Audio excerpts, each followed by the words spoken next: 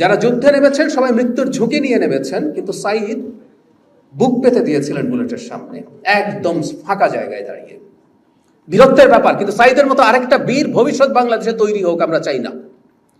কোনোদিন আর একটা গণ অভ্যুত্থান দূরে থাকুক, আন্দোলন করে গুলিবর্ষণে মানুষ মারা যায় সে বাংলাদেশ চাই না। আমাদের এই ঘটনা, এই গণ অভ্যুত্থানে মৃত্যুর মধ্যে একটা বিরাট অংশ, প্রধানতম অংশ আসলে ওয়ার্কিং ক্লাস, যারা আমাদের ভাষ্য মতে, আমাদের কথা মতে যারা কম শিক্ষিত মানুষ, যারা কায়িক পরিশ্রমের কাজ করেন, এই সংখ্যার মানুষ অনেক অনেক আছেন এবং প্রত্যেকটা পরিবার সংকটে পড়ে।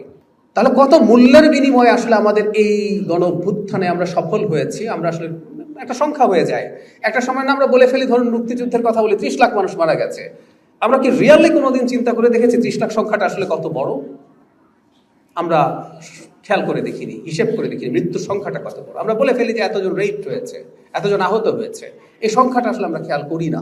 আমরা কি সব শহীদদের জীবনটা ধরে রাখতে পেরেছি? উত্তর হচ্ছে পারিনি এখনো। আমি এই কাজটা করব। আমি আজকে সকাল থেকে ডিএফপিতে ছিলাম এবং আমি সেটার ব্যাপারেই শক্ত নির্দেশনা দিয়েছি যে আমাদের শহীদরা এবং আহতদেরকে আমরা যত বেশি পারি আমরা তাদেরকে নানান ডকুমেন্টে ধরে রাখবো, যাতে ভবিষ্যতে যে কেউ যে কোনো দিন এটা খুঁজে পেতে পারে। এবং আমি এটাও একমত যে আমাদের সাংস্কৃতিক কর্মকাণ্ড অনেক বাড়াতে হবে। কালচারাল মিনিস্ট্রির পক্ষ থেকে, আমি যেহেতু সেই মিনিস্ট্রির সাথেও কানেক্টেড আছি, আমরা একটা গানের কম্পিটিশন অলরেডি আহ্বান করে ফেলেছি। জুলাইকে নিয়ে, জুলাইয়ের স্পিরিটকে নিয়ে তারা গান তৈরি করবেন এবং সেটার কম্পিটিশনের ভিত্তিতে আমরা সেখান থেকে বিজয়ী নির্ধারণ করব এবং তাদের গান নিয়ে আমরা কনসার্ট করব। আমাদের দেশে এই সময়টা যখন এসে হাজির হয়েছে, এই যে আজকে যারা আহত আছেন, যারা নিহত হয়েছেন, কেউ কি মনে করেছেন আসলে শেখ হাসিনার পতন ঘটবেই? কেউ মনে করেননি। অনেক সময় নাও হতে পারে, একটা যুদ্ধে গিয়ে মানুষ পরাজিত হয় না। সিরিয়াতে বাশার আল আসাদের পতনের জন্য রাস্তায় নামার পর একটা গৃহযুদ্ধ লেগে গেল, যেটা দশকের বেশি চলল। শেষ পর্যন্ত তার একরকম পতন হয়েছে, কিন্তু দেশটা শেষ হয়েছে।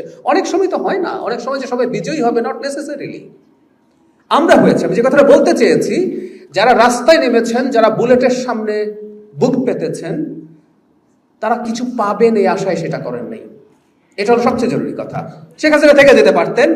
চিকিৎসা বা সাহায্য দূরে থাকুক, জেল কপালে জোটার সম্ভাবনা ছিল যারা বেঁচে ছিলেন আহত হয়েও, সেটা জেনেই তারা গেছেন। সুতরাং রাষ্ট্র কিছু করবে, আমাকে ফিনান্সিয়ালি দেখবে, আমার চিকিৎসা করাবে, এটা ভেবে কেউ এই মুভমেন্টে যান নাই, এই গণ অভ্যুত্থানে যান নাই।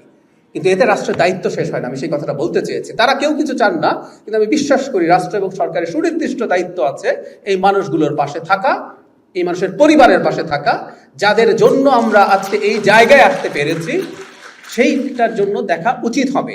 আদারওয়াইজ আমাদের মতো অকৃতজ্ঞ কেউ হবে বলে আমি মনে করি না। এই কথাটা শুনে আমি অত্যন্ত হার্ট হয়েছি। যে জটিলতাই থাকুক না কেন, এই ফাউন্ডেশনের বেতন বন্ধ আছে একটা লম্বা সময়, এটা দুঃখজনক, খুবই লজ্জাস্কর ব্যাপার যে কোনো বিবেচনায়।